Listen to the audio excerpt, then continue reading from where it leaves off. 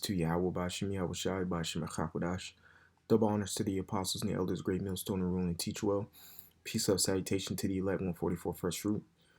So this lesson, as you can see on Newsweek, I have an article here. It says NATO deploys warships, naval drones.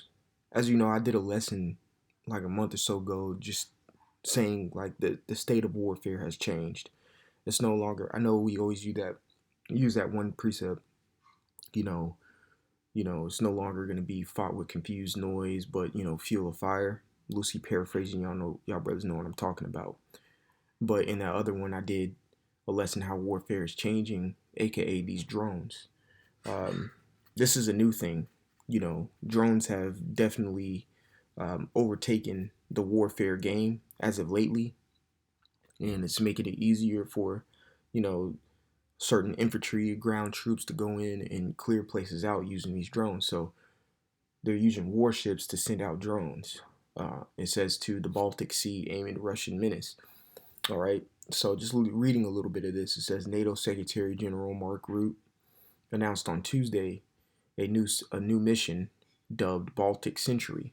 It says to safeguard undersea cables in the Baltic region. All right, and these cables are pivotal to countries, to are pivotal countries ultimately, whether it be for Wi-Fi or gasoline, things of that nature. You got cables that run underneath the ocean, so they have to protect these things. You cut certain things off, you cut a whole country off. It says in recent months, a serious incident. It says series of incidents involving disconnected or cut undersea cables in the Baltic Sea has highlighted their vulnerability. While the region is largely surrounded by NATO member states, earning it the nickname NATO Lake. Russia's significant presence, particularly from its Kaliningrad and exclave, adds to strategic concerns. So undersea cables, though often unseen, are vital for internet services, global communications, and countless aspects of modern life. Exactly. So this is the tactic. You go read you know, you go read the book of Judith, and you'll understand how cutting certain resources off can ultimately hinder a particular land or a nation or whatnot. In this case, they're trying to eliminate or um, deter Russia and make their presence as extremely diminutive as possible in that area so they don't cut off these certain global communications. You let a country go dark, it's going to be easy to infiltrate it. Okay. It says, according to NATO, approximately 99% of the world's data flows through these cables. So it says making them critical yet susceptible targets in hybrid warfare. Right. You got this new term called hybrid warfare. There's different types of fronts and different types of natures of technology that you can use in order to eliminate your enemy. It's no longer what you see in the Revolutionary War, in the War of 1812, in the Civil War, in the French Revolution, where soldiers just sit there and you shoot, after you shoot, we shoot, and then we charge. It's no more of that. It's way different. Okay? You got naval, you got air, you got ground, you got cybernetics, you got bio. There's a ton of different ways to, and ultimately the ultimate way to eliminate your opponent is by nuclear missiles. So this is the Baltic Century aims to address these growing risks. Okay, so these things are happening. All right, why are these things happening? Because the wicked is being multiplied. All right, so let's go ahead and go to Second Ezra, the 15th chapter, the first verse. It says, "Behold, speak thou in the ears of my people the words of prophecy, which I will put in thy mouth, saith the Lord." And that's what we're doing here. We're giving daily updates of what's going on geopolitically and war updates and things of that nature, so we understand what's coming. We can gauge prophecy and timing off to when we're going to get out of here, Lord willing, we be part of that number, or when all hell's going to break loose. you know, so we can prepare adequately. All right. There, yes, you need to prepare for these times coming. You know, you need to prepare for these times coming. The Lord tells us to. Okay. Scriptures tell us to trim.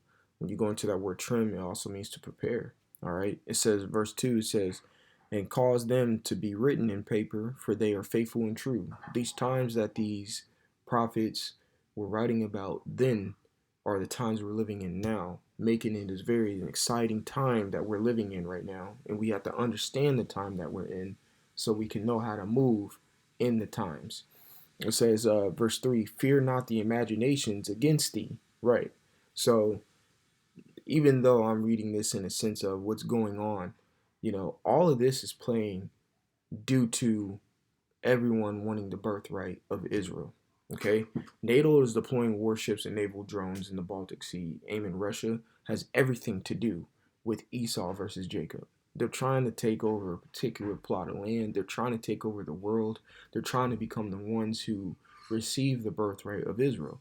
This has everything to do with us, regardless if it seems extremely not, I was going to say indirect, because it still has the word direct in it. All right. Regardless if it seems like it has, we're just out of the picture. These countries are going to war and everything of that nature because of Israel. Okay. And when I say Israel, I mean people like you and me.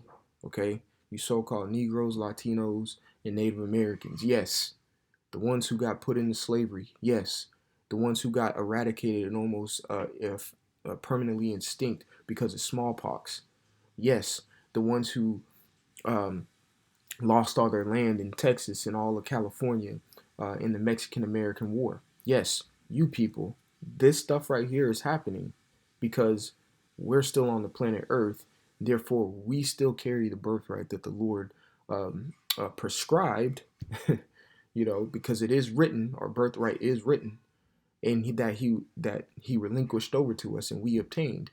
Okay, we're just going through these things because we went off, but still, we see all of these prophecies happening because the Lord wants His woman back. All right. So, verse 3, it says, "Fear not the imaginations against thee." This right here, what I'm reading right now, is an imagination. Okay, it says, "Let not the incredulity of them trouble thee." When you go into that word incredulity, um, it pretty much a lack of credit. If you don't put any, if you don't have credit in something, well, let's say this too, right? So you have credit. You have either good credit or bad credit, right? All right. And say you have bad credit, but you want to go buy this car, and they check your credit. Do you think they're going to give you that car?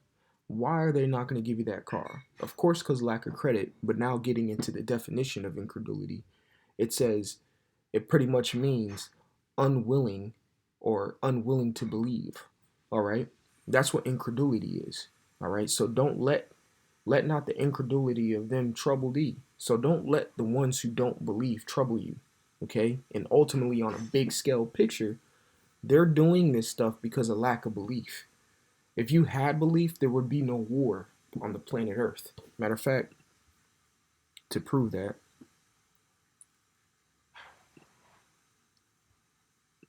Micah 4:1. It says, "But in the last days shall come to pass that the mountain of the house of the Lord shall be established in the top of the mountains, and shall be exalted above the hills, and the people shall flow into it." All right, so that's pretty much the government of the Lord is going to surpass and trump all the other governments. You can link this precepts over where in Revelation, where it talks about the Lord being the Lord of Lord, Kings of Kings, and also where it talks about he had many crowns on his head because he conquered all the other nations. All right, so let me scroll down. Okay, verse 3, it says, "And he shall judge among and he shall judge among many people, and rebuke strong nations afar off. And they shall beat their swords into plowshares, and their spears into pruning hooks. Nation shall not lift up a sword against nation, neither shall they learn war anymore," because they're going to have a belief. Best believe all these other nations are going to believe in Yahweh Hashem Yahushua, because he's going to make them believe through violence. Like, okay, he's that one. Okay, pretty much. Therefore, this is incredulity. NATO deploying warships and getting ready to stand their defense against Russia or the BRICS nations. This is incredulity. So don't let something like this trouble you, you know? So that's where incredulity, unwilling to believe or a lack of belief. All right. It says, of them trouble you, says that speak against thee. It says, for all the unfaithful shall die in their unfaithfulness. Exactly. So all of this, the scriptures tell us in the book of Philippians, let nothing be done through strife and vainglory. They're doing everything through strife and vainglory. All right. Strife is fightings or contentions. That's what strife means. Okay. And vainglory, it simply means empty pride. They're doing this all for pride and contentions. Okay. Therefore, they're going to destroy themselves and hang themselves by their own gallows. Okay. We see this happening. All right. And ultimately, through their vainglory or their empty pride, Revelation 17 and 14, it says, these shall make war with the Lamb, and the Lamb shall overcome them. Exactly. So they're going to try to make war with Yahushua and the angels, and they're going to get ultimately destroyed. We understand that in the book of Revelation, the 12th chapter, and also Isaiah, the 34th chapter, what's going to happen in the heavens. Okay?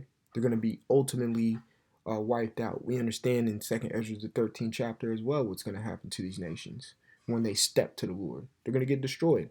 It says, these shall make war with the Lamb, and the Lamb shall overcome them, for he is the Lord of lords and King of kings, and they that are with him are called and chosen and faithful. That's why we don't let the incredulity of them trouble us, because we remain faithful. So remain faithful in these times. We're in exciting times. We can see what's going on right now. There's a lot of movements in different areas, war tactics and things of that nature. War has evolved. It has evolved exponentially. All right, and it's gonna get to the point of its climax to where war will no longer exist on the planet Earth, because the faithful and true will be ruling. Therefore, there will be no need for war. So Lord willing, this was edifying. Just a little update of what's going on. I want to give all glory, honor, and praises to Yahweh Ba'Shem, Yahweh Shai, Ba'Shem HaKodash, double honor to the apostles and the elders of great millstone to rule and teach well. Peace of salutation to the elect 144 first fruit. Till the next time, we'll say shalom, and like always, repent, for Yahweh Shai is coming back sooner than what me and you believed. All right, shalom.